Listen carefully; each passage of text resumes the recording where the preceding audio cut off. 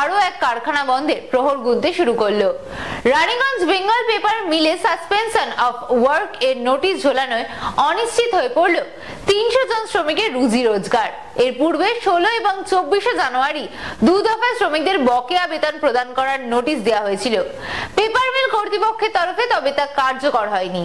পশ্চিম বর্ধমানের শিল্পাঞ্চলে আরও এক কারখানা বন্ধের প্রহর গুনতে শুরু করলো। ইতিমধ্যে বহু কলকারখানা বন্ধের পর এবার শিল্পাঞ্চলের ঐতিহ্য বহন করে আসা রানীগঞ্জ বেঙ্গল পেপার মিলে সাসপেনশন অফ ওয়ার্কের নোটিশ ঝোলানোয় অনিশ্চিত হয়ে পড়ল 300 জন শ্রমিকের রুজি রোজগার।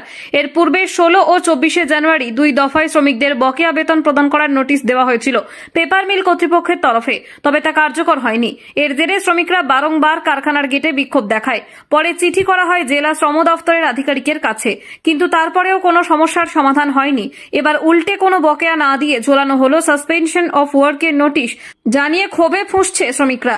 শ্রমিকদের দাবি, কারখানা কর্তৃপক্ষ আর্থিক ক্ষতিপূরণের অজুহাতে বন্ধ করছে কারখানা, অথচ কাগজ শিল্পের বাজারে চাহিদা রয়েছে।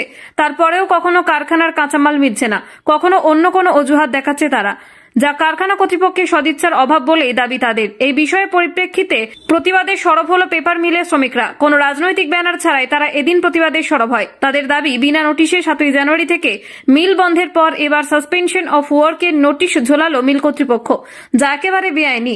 1 মাস ধরে বকেয়া বেতন বাকি, আর 1 মাস ধরে কাজ ছেড়ে বসে রয়েছে তারা, কিন্তু তারপর ঝোলানো হলো সাসপেনশন অফ ওয়ার্কের নোটিশ, জানিয়ে হতাশ শ্রমিকেরা। এবার প্রতিবাদে সরব হয়ে দাবি করে অবিলম্বে কারখানা খোলা হোক আর বকেয়া বেতন প্রদান করুক কর্তৃপক্ষ।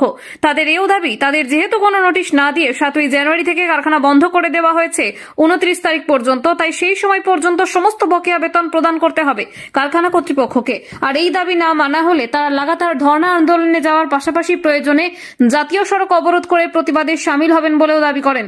যদিও এত সব বিক্ষোভ আন্দোলনের পরেও কারখানা কর্তৃপক্ষের তরফে কোনো সদুত্তর পাওয়া যায়নি, তারা এই বিষয়ে কোনো মন্তব্য করেননি। এখন দেখার কখন স্বাভাবিক হয় এই কারখানা, সেদিকেই তাকিয়ে সকল শ্রমিকরা। 7 তারিখ 8 তারিখ থেকে মিল বন্ধ হয়েছে। আমরা চিঠি পর চিঠি হচ্ছে যে ডিএলসি কে জানিয়েছি, আজ পর্যন্ত না এখানে কেউ এসছে আর না কেউ হচ্ছে যে কথা বলছে। কালকে রাত্রে হঠাৎ করে মানে একই তো উইদাউট নোটিশ 8 তারিখ থেকে মিল বন্ধ করেছিল, কালকে সন্ধ্যেবেলা নোটিশ দেয় সাসপেনশন অফ ওয়ার্ক 30 তারিখ থেকে ঘোষণা করে দিল।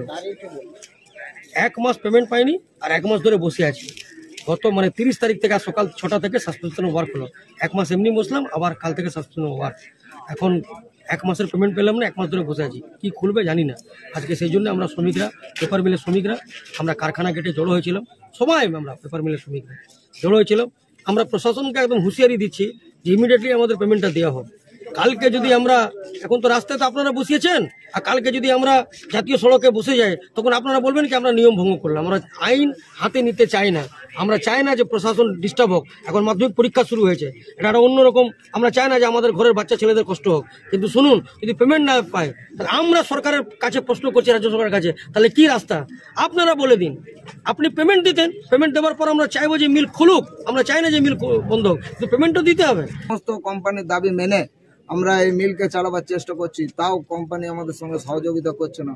এর জন্য আমরা প্রশাসনকে অনুরোধ করছি আমাদের পুরনো বেতনটা দেওয়া হোক, অথচ আমরা কদিন খেয়ে বাঁচি, আপনি আবার পয়সা করে জোগাড় করে মিল চালান।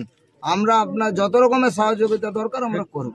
আপনারা ম্যানেজমেন্টকে জানিয়েছে? ম্যানেজমেন্ট সবই জানে। ম্যানেজমেন্ট কি জানে না? আজকে এতদিন ধরে যাচ্ছি আসছি আমরা, ম্যানেজমেন্ট জানে না? ম্যানেজমেন্ট সবই জানে।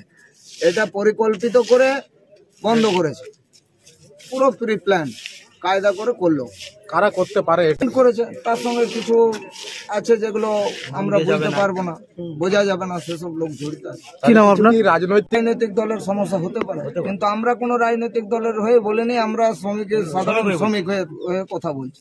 এখানে সমস্ত রাজনৈতিক দলেরই শ্রমিক কাজ করে। তৃণমূল আছে, কংগ্রেস আছে, বিজেপি আছে, সিপিএম আছে, সমস্ত রাজনৈতিক দলের শ্রমিক এখানে কাজ করে।